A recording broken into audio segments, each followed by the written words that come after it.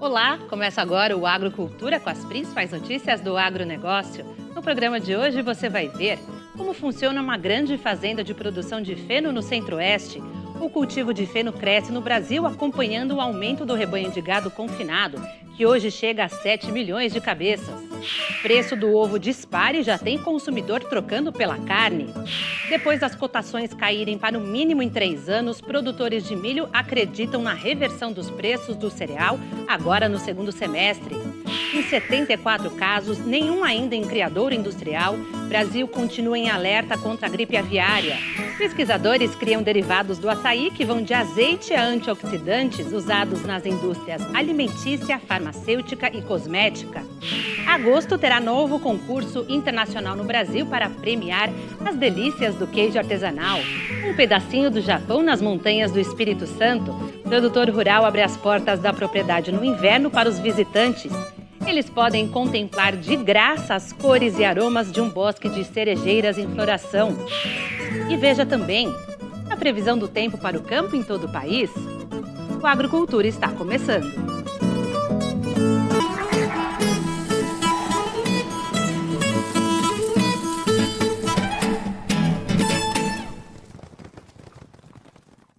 O confinamento de bovinos cresceu quase 50% no Brasil desde 2015. Este ano, a estimativa é de 7 milhões de cabeças de gado confinadas em regime intensivo de pecuária. No rastro desse crescimento, aumentou também o cultivo de feno vendido para a alimentação do gado. Hoje já existem grandes fazendas que se dedicam a essa atividade. Veja na reportagem de Thaís Sintra, da TVE de Campo Grande. Considerado alimento base na nutrição de diversos animais no inverno, o feno é essencial para a manutenção da dieta dos herbívoros.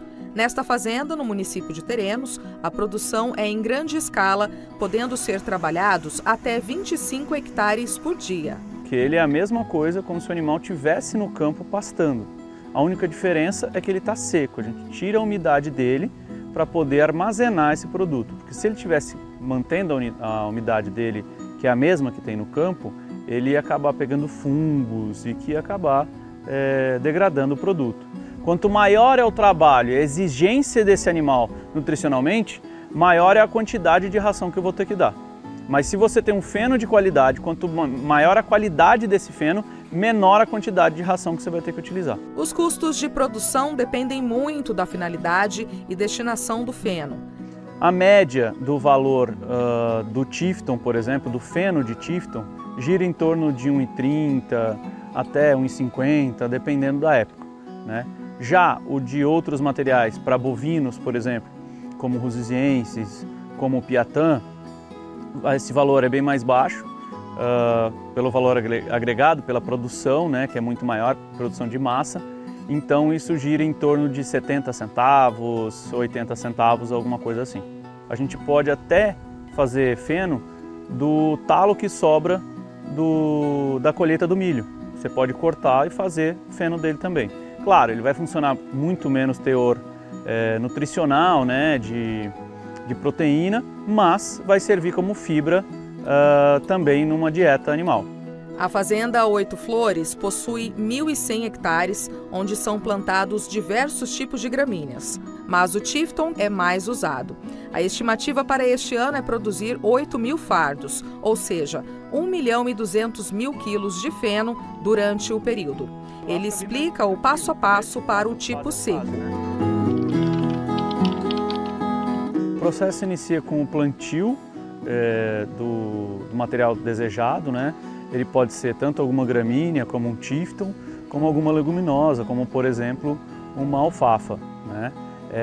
E o que a gente faz é cultivar, além do plantio, a gente cultiva essa cultura até o ponto do corte, que pode variar. Você faz esse corte no primeiro dia, deixa esse material secar ao sol durante pelo menos 8 horas e aí você faz vira esse material com equipamento, né? Ele é espalhado novamente para poder secar por igual, tanto na parte de cima como na parte de baixo, e faz isso durante 2 a 3 dias, variando de acordo com a temperatura, com o vento, que vai secar esse material de forma adequada. Esse material é enleirado com outra máquina e depois vem a enfardadeira que vai transformar isso em um bloco, seja ele cilíndrico ou retangular, e vai para poder levar para armazenagem. A armazenagem tem que ser feita num local coberto, sem qualquer tipo de contato com a umidade, né? Porém que tenha uma certa ventilação dentro. E depois esse material é expedicionado para diversos locais, depois de vendido. Outra opção é o feno pré-secado, que por ter mais umidade, a armazenagem também deve mudar. Você faz o corte, logo depois do corte você pode espalhar esse feno apenas uma vez e depois já enlera esse feno para poder fazer o fardo. Ele tem basicamente o mesmo tamanho daquele feno seco, só que o feno seco pesa 150 quilos, enquanto esse aqui pesa 400 quilos. A diferença é que aquele lá tem 10% de água só. Aqui tem cerca de 50% a 60% de água ainda no capim. Logo depois de se enfardar esse material verde, a gente pega e passa um filme plástico em volta dele para poder manter esse material isolado de ar e de luz. Você precisa ter uma quantidade de animais para consumir esse fardo durante no máximo 5 dias. Porque a partir do momento que eu abrir esse fardo, ele vai voltar a ter contato com o ar, voltar a ter contato com a luminosidade e isso vai começar a criar fungos oportunistas. Então ele tem que ser consumido em pouco tempo.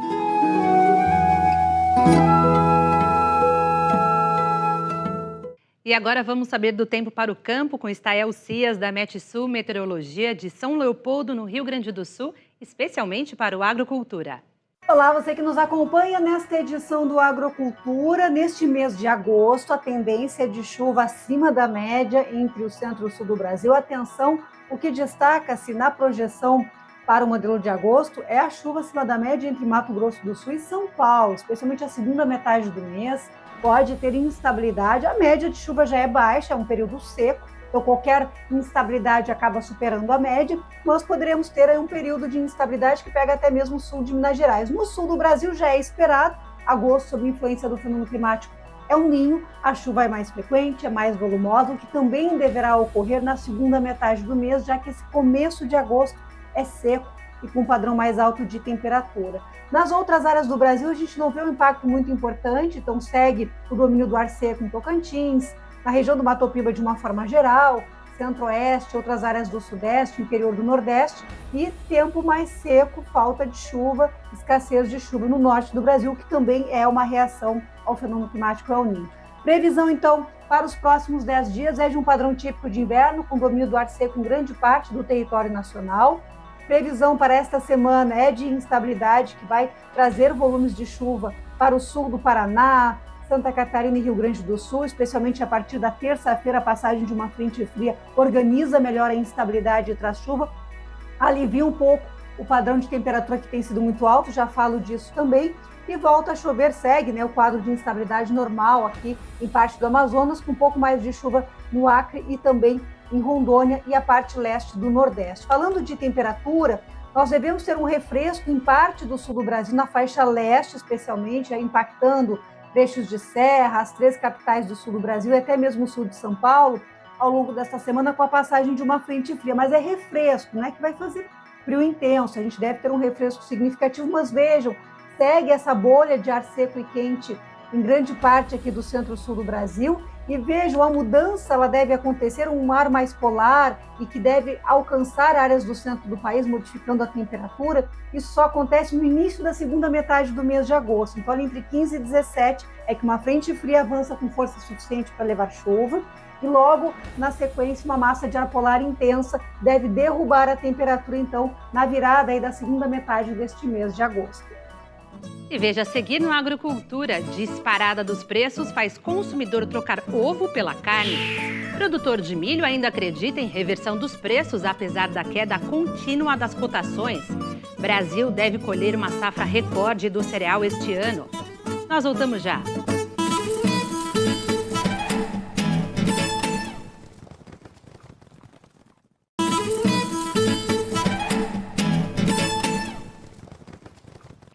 Confira agora as principais notícias do campo. Disparada do preço do ovo assusta o consumidor, que já acha vantagem até em trocar pela carne.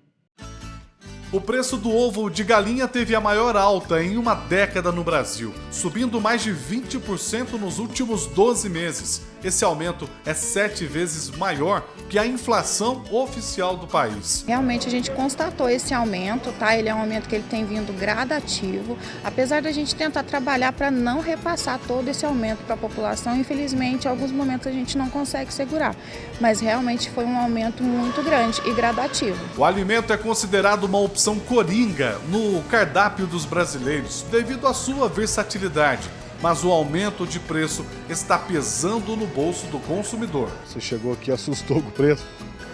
Assustei, rapaz. O preço tá bem caro, tá bem puxado. O seu João deixou o ovo pra lá e optou em comprar uma carninha mesmo. Tá melhor comer carne, tá mais barato comer a carne do que o ovo. A carne barateou, o ovo subiu o preço, aí não tem como fazer, ué. Pois é, seu João, é que enquanto o ovo está caro, as carnes e o frango ficaram mais baratos no mesmo período, com reduções de aproximadamente 6,73% e 3,94%. Produtores reduziram a produção de ovos por conta do aumento do custo da ração. Por outro lado, as exportações aumentaram devido aos casos de gripe aviária em outros países. Esses são alguns dos fatores principais que contribuíram para a alta do preço do produto. Aí entra o jogo de cintura dos compradores, que precisam negociar bem com os fornecedores. A gente tenta fazer a negociação, uma negociação forte em cima de pelo menos um item da linha por semana, tá? Inclusive, entre amanhã e quarta-feira a gente vai ter um produto na promoção, que vai ser o PVC com 20, que eu tenho certeza que a concorrência não vai conseguir acompanhar a gente no preço. O Brasil continua em estado de alerta sobre a gripe aviária. Até esta semana, já foram confirmados 74 casos da doença, dos quais 72 em aves silvestres e 2 em aves de subsistência, também conhecidas como criadouros de fundo de quintal. Os especialistas veem as integrações muito comuns neste segmento como um ponto sensível à propagação do vírus e os estados devem adequar suas ações de prevenção. Em Mato Grosso do Sul, o presidente da Câmara Setorial de Avicultura entende que os criatórios de aves de quintal, principalmente aqueles próximos às granjas industriais, devem passar por uma normatização. Que esses animais de subsistência, eles podem ser o grande problema, porque eles vão beber água eventualmente num riacho, numa lagoa, num lago, aonde uma ave migratória pode ter morrido, pode ter passado por ali contaminada, e esse animal de subsistência trazer a doença para dentro de uma granja ou próximo de uma granja de produção industrial, causando aí um problema sério na nossa integração. Depois de conquistar o paladar dos brasileiros de todas as regiões e também conquistar outros países, o açaí despertou a curiosidade de pesquisadores e foi parar nos laboratórios de instituições científicas. No Pará, experiências feitas por profissionais do Laboratório de Tecnologia Supercrítica do Espaço Inovação do Parque de Ciência e Tecnologia, no bairro do Guamar, em Belém, resultaram na descoberta de variedades do produto já utilizadas nas indústrias alimentícia, farmacêutica e cosmética. Da fruta típica da Amazônia, rica em fibra e alto valor energético, se extrai azeite, pó e manose, o insumo para medicamentos usados no trato urinário. O alimento, que sempre fez parte da alimentação da população do norte do Brasil, também oferece diversidade sustentável. Quando a gente usa o azeite de açaí, a gente percebe no final da degustação que vem um gosto muito nítido de quem tomou o açaí. E o outro foi o pó do açaí que ficou desengordurado, que ficou sem o azeite e que ficou rico em antocianina, uma substância que age principalmente na artéria, minimizando os problemas cardiovasculares.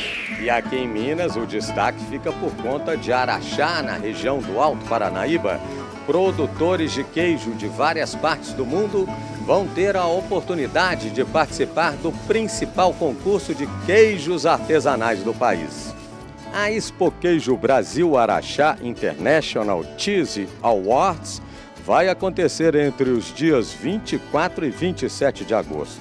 Mais de 200 jurados irão analisar as amostras para definir os vencedores. Para esta edição, a expectativa dos organizadores é que mais de 1.000 queijos de várias partes do mundo estejam concorrendo às medalhas e ao título de grande campeão do concurso internacional de queijos artesanais. É uma ótima oportunidade também para quem for a Araxá para se deliciar e experimentar um bom queijinho. Uma ótima pedida, guarda aí.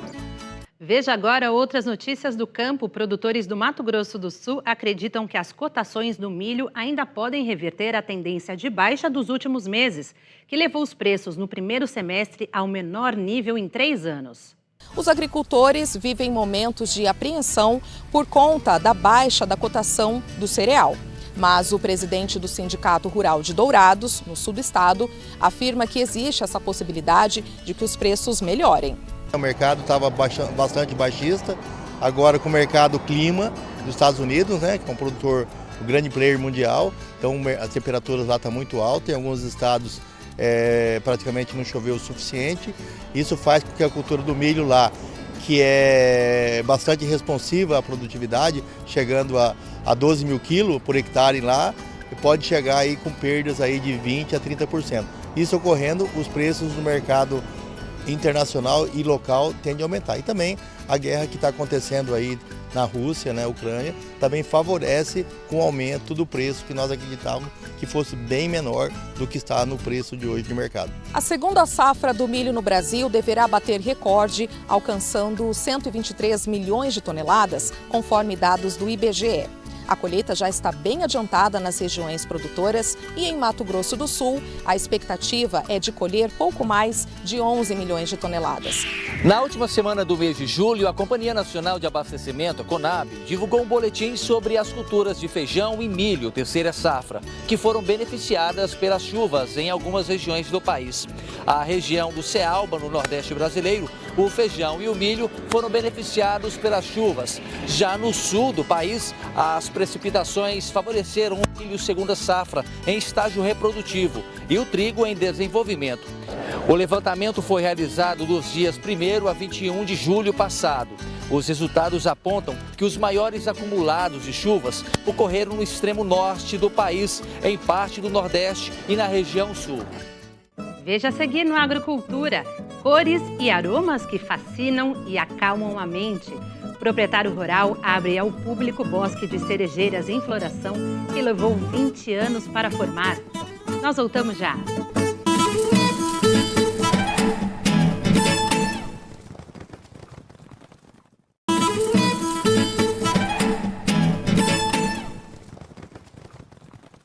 Características de países orientais, as cerejeiras em floração formam um espetáculo de cores e aromas que fascinam e acalmam a mente. Aqui no Brasil, há poucos lugares para desfrutar dessa maravilha da natureza.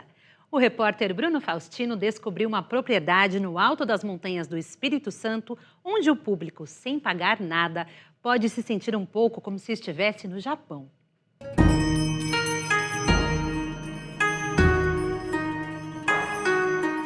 Difícil encontrar palavras para expressar tamanha beleza.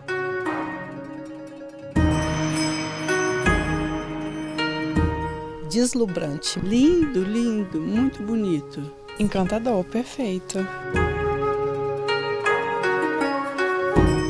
As cerejeiras são originárias da Ásia, mas nesta época do ano, elas florescem aqui, nas montanhas capixabas, deixando a região ainda mais bonita. Bem-vindos a Alfredo Chaves, mais precisamente ao sítio Monte Rá. Por aqui, nenhuma produção agrícola chama mais a atenção do que o Bosque das Cerejeiras. A gente descobriu ano passado, né, pelo Instagram, só que aí já tinha passado o período, né, da floração, aí deixamos para esse ano. Aí descobrimos que já estava próximo de acabar também, aí conciliamos e viemos, porque também é aniversário dela semana que vem, aí a gente já está comemorando. Andar no meio da natureza, respirar esse ar puro, sentir a beleza da vida. tudo isso chega a ser poético, né? Então, chegar até aqui, por mais difícil tenha sido, valeu cada momento. Sair daqui observando o restante dessa paisagem vai ser divino. Agora, aqui dentro, o aroma dessas cerejeiras, olha, viver em meio a esses pássaros, sentir tudo isso é muito bom.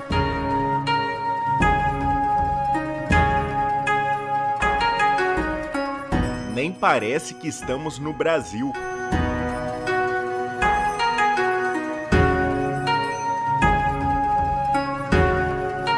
Tudo isso é obra do mestre Li, instrutor de taekwondo que veio para o país na década de 70 divulgar a arte marcial. Desde criança eu vi muitas cerejeiras lindas, então eu mudei para cá este ano.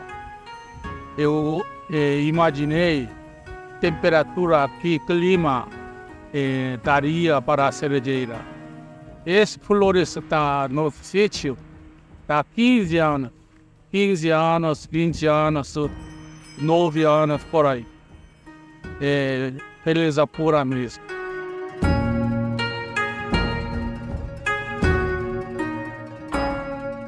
Minha esposa, ela vai assim, busca na internet onde podemos ir ao sábado, né?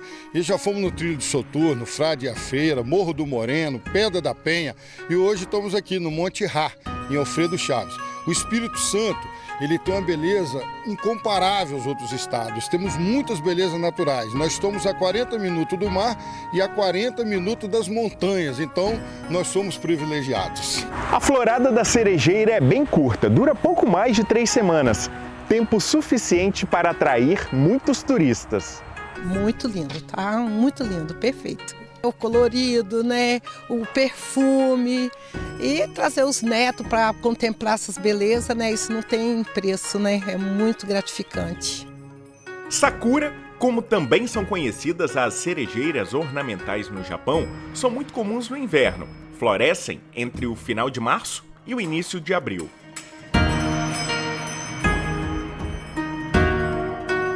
As primeiras sementes foram plantadas há mais de 20 anos, formando um bosque com mais de 300 árvores. Eu plantei mais 300 pacotes de cerejeira aqui no sítio. Não está florescendo tudo uma vez. Sempre metade, 100, 120 pés floreando, depois caindo flor, floreando outra vez. Assim vai continuar até início de agosto. O sítio Monte Rá é a mais nova descoberta turística do inverno capixaba. É um lugar maravilhoso, muito lindo, tiramos muitas fotos. Isso acho que a gente vai levar para o resto da vida, né? Essas fotos que a gente tirou hoje, a vivência que a gente teve aqui. Eu queria muito vir e eu fiquei muito feliz de ter vindo aqui, sabe? Gostei muito. É uma beleza, né?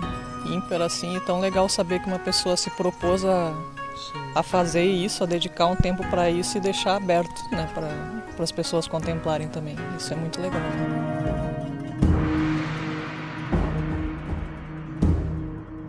E não é que o bosque virou cenário de um book fotográfico em comemoração aos 50 anos da Jerusa? Aqui é um lugar paradisíaco. Eu tenho falado para as pessoas que aqui parece estar num sonho, no conto de fadas. E a gente tem que ter muita gratidão pelo proprietário que compartilha sem cobrança.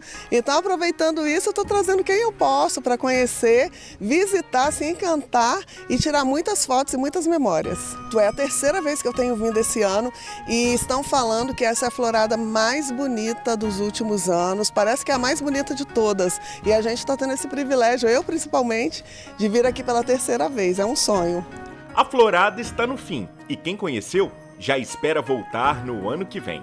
Parece que hoje é o último dia, né, da florada bonita, que a partir de agora vai começar a se desfazer o que está lindo aí, né? Quero esperar o ano que vem, né, quando florir novamente para voltar. Vou pegar o começo da floração.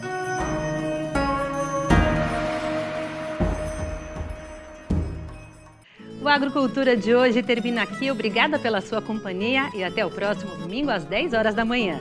Uma ótima semana para todos.